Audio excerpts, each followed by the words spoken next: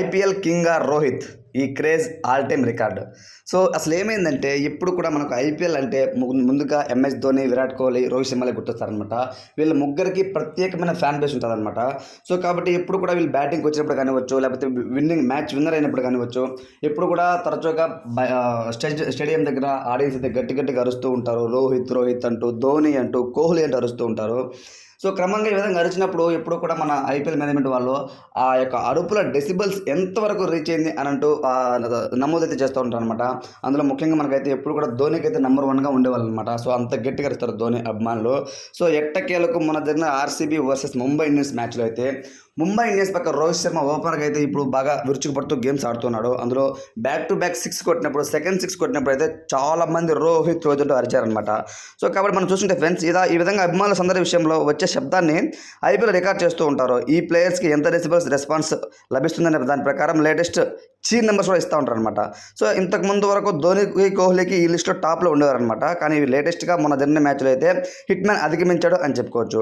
వాంఖండే మైదానంగా వేదికగా Mumbai Indians RCB మధ్య జరిగిన మ్యాచ్లో అయితే రోహిత్ బ్యాటింగ్ టైంలో స్టేడియం దద్దరిల్లిపోయిందని చెప్పుకోవచ్చు. అతను సెకండ్ 6 కొట్టినప్పుడు సమయంలో గ్రౌండ్లో ఎక్కువగా 129 డెసిబల్స్ నాయిస్ రికార్డ్ అయిందండి. 129 డెసిబల్స్ నాయిస్ అంటే మామూలు విషయం కాదు, గ్రేట్ థింగ్ అని చెప్పుకోవచ్చు.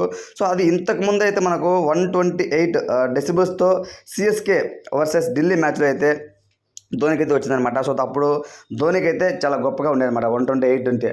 సో ఇప్పుడు 129 కాబట్టి రోహిత్ శర్మ టాప్ 1లో నిలిచాడు అని చెప్పుకోవచ్చు. సో దాని తర్వాత టాప్ 2 ధోని 128, టాప్ 3లో విరాట్ కోహ్లీ 126. సో 126లో అయితే decibels RCB versus RR match జరిగినప్పుడు అయితే విరాట్ కోహ్లీకి అయితే వచ్చిందనమాట. సో కాబట్టి ఏదేమైనా సరే రోహిత్ శర్మ, ఎంఎస్ ధోనిని, అలానే విరాట్ కోహ్లీని ఫ్యాన్స్ అయితే అధిగమించాడు అనేది చెప్పుకోవచ్చు.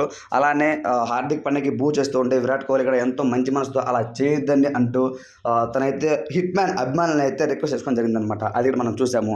ఈసారి ఐపీఎల్లో చాలా కొత్త విషయాలు, కొత్త వ్యవహారాలు అయితే జరుగుతూ ఉన్నాయి. మీ పాయింట్ ఆఫ్ వ్యూ ప్రకారం ఆర్సీబీ వర్సెస్ ముంబై ఇండియన్స్ మ్యాచ్లో ఆడియన్స్ అరిచిన ఆ యొక్క గట్టి అరుపులపై మీ ఒపీనియన్ ఏంటంటే కామెంట్ రూపంలో తెలియచేయండి. Thanks for watching.